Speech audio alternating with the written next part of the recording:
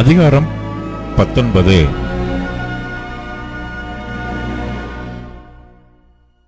Apollo என்பவன் Corinth பட்டணத்திலே இருக்கையில் பவுல் மேடான தேசங்கள் வழியாய்ப் போய் எபேசுவுக்கு வந்தான். அங்கே சில சீஷரைக் கண்டு, நீங்கள் விசுவாசிகளானபோது பரிசுத்த ஆவியை பெற்றீர்களா என்று கேட்டான். அதற்கு அவர்கள், பரிசுத்த ஆவி உண்டென்பதை நாங்கள் கேள்விப்படவே இல்லை என்றார்கள்.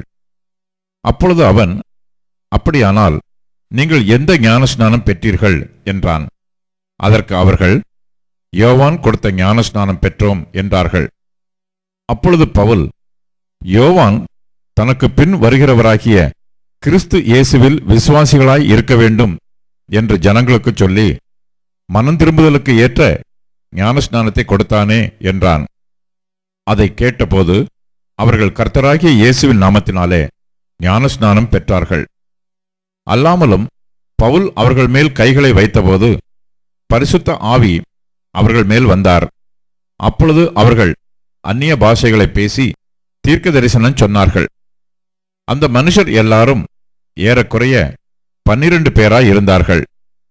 பின்பு பவுல் ஜெப ஆலயத்தில் பிரவேசித்து தைரியமாய் பிரசங்கித்து 3 மாதமளவும் தேவனுடைய ராஜ்யத்துக்கு அடுத்தவைகளை குறித்து சம்பாஷணை பண்ணி புத்தி சொல்லிக் கொண்டு வந்தான்.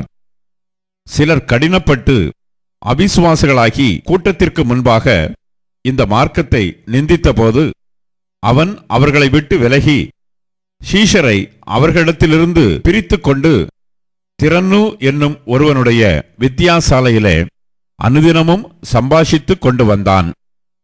2 வருஷ காலம் இப்படி நடந்ததினாலே ஆசியாவில் குடியிருந்த யூதரும் கிரேக்கருமாகிய எல்லாரும் கர்த்தராகிய இயேசுவின் வசனத்தை கேட்டார்கள். பவுலின் கைகளினாலே தேவன் விசேஷித்த அற்புதங்களை செய்தருளினார். அவனுடைய சரீரத்திலிருந்து உருமால்களையும் கச்சைகளையும் கொண்டு வந்து வியாதிக்காரர் மேல் போட வியாதிகள் அவர்களை விட்டு நீங்கி போயின. பொல்லாத ஆவிகளும் அவர்களை விட்டு புறப்பட்டன.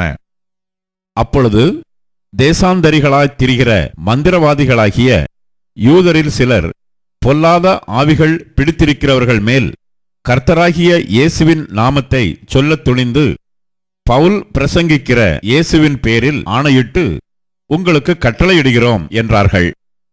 பிரதான ஆசாரியனாகிய ஸ்கேவா என்னும் ஓர் யூதனுடைய குமாரர் 7 பேர் இப்படி செய்தார்கள்.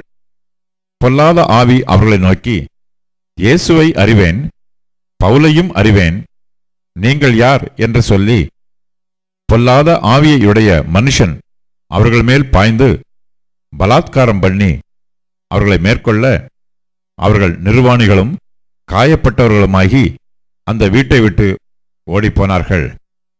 இது எபேசுவிலே குடியிருந்த யூதர் கிரேக்கர் அனைவருக்கும் தெரிய வந்தபோது அவர்கள் எல்லாரும் பயமடைந்தார்கள். கர்த்தராகிய இயேசுவின் நாமம் மகிமைப்பட்டது. விசுவாசித்தவர்களில் அநேகர் வந்து தங்கள் செய்கைகளை வெளிப்படுத்தி அறிக்கையிட்டார்கள். மாய வித்தைக்காரராய் இருந்தவர்களில் அநேகர் தங்கள் புஸ்தகங்களை கொண்டு வந்து எல்லாருக்கும் முன்பாக சுட்டெரித்தார்கள். அவைகளின் கிரயத்தை தொகை பார்த்து 50,000 வெள்ளிக்காசாக கண்டார்கள். இவ்வளவு பலமாய் கர்த்தருடைய வசனம் விருத்தியடைந்து மேற்கொண்டது.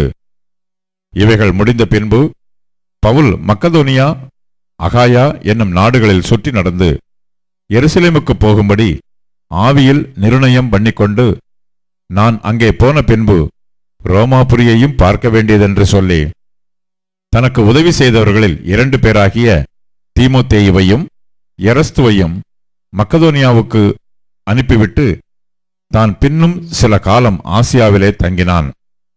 அக்காலத்திலே இந்த மார்க்கத்தை குறித்து பெரிய கலகம் உண்டாயிற்று. எப்படி என்றால், தெமேத்திரியு என்னும் பெயர் கொண்ட ஒரு தட்டான் தியானாளின் கோவிலைப் போல வெள்ளியினால் சிறிய கோவில்களை செய்து தொழிலாளிகளுக்கு மிகுந்த ஆதாயம் வருவித்துக் கொண்டிருந்தான். இவர்களையும் இப்படிப்பட்ட தொழில் செய்கிற மற்ற வேலையாட்களையும் அவன் கூடி வரச் செய்து, மனுஷர்களே, இந்த தொழிலினால் நமக்கு நல்ல பிழைப்பு உண்டாயிருக்கிறது என்று அறிவீர்கள். இப்படி இருக்க கைகளினால் செய்யப்பட்ட தேவர்கள் தேவர்கள் அல்ல என்று இந்த பவுல் என்பவன் சொல்லி எபேசுவிலே மாத்திரமல்ல கொஞ்சம் குறைய ஆசியா எங்கும் அநேக ஜனங்களுக்கு போதித்து அவர்களை வசப்படுத்திக் கொண்டான் என்று நீங்கள் கண்டும் கேட்டும் இருக்கிறீர்கள். இதனால் நம்முடைய தொழில் அற்றுப்போகும்படியான அபாயம் நேரிட்டிருக்கிறதும் அல்லாமல் மகாதேவியாகிய தியானியாளுடைய கோவில் எண்ணமற்று போகிறதற்கும் ஆசியா முழுமையும் பூச்சக்கரமும் சேவிக்கிற அவளுடைய மகத்துவமும் அழிந்து போகிறதற்கும் ஏதுவாயிருக்கிறது என்றான். அவர்கள் இதை கேட்டு கோபத்தால் நிறைந்து, எபேசியருடைய தியானாளே பெரியவள் என்று சத்தமிட்டார்கள். பட்டணம் முழுவதும் கலகத்தினால் நிறைந்தது. பவுலுக்கு வழித்துணையாய் வந்த மக்கதோனியராகிய காயுவையும் அரிஸ்தர்க்குவையும் அவர்கள் இழுத்து கொண்டு ஒருமனப்பட்டு அரங்கசாலைக்கு பாய்ந்தோடினார்கள். பவுல் கூட்டத்துக்குள்ளே போக மனதாய் இருந்தபோது சீஷர்கள் அவனை போக விடவில்லை. ஆசியா நாட்டு தலைவரில் அவனுக்கு சிநேகிதராய் இருந்த சிலரும் அவனிடத்திற்கு ஆள் அனுப்பி அரங்கசாலைக்குள் போக வேண்டாம் என்று எச்சரித்தார்கள். கூட்டத்தில் அமளியுண்டாகி சிலர் இப்படியும் சிலர் அப்படியுமாக பேசினார்கள். தாங்கள் கூடி வந்த காரணம் இன்னதென்று அநேகருக்கு தெரியாதிருந்தது. அப்பொழுது யூதர்கள் அலெக்சந்தர் என்பவனை முன்னிற்க தள்ளுகையில் கூட்டத்திலே சிலர் அவனை முன்னே இழுத்து விட்டார்கள். அலெக்சந்தர் கையமர்த்தி ஜனங்களுக்கு உத்தரவு சொல்ல மனதாயிருந்தான். அவன் யூதன் என்று அவர்கள் அறிந்தபோது எபேசியருடைய தியானாளே பெரியவள் என்று 2 மணி நேரம் அளவும் எல்லாரும் ஏகமாய் சத்தமிட்டுக் கொண்டிருந்தார்கள்.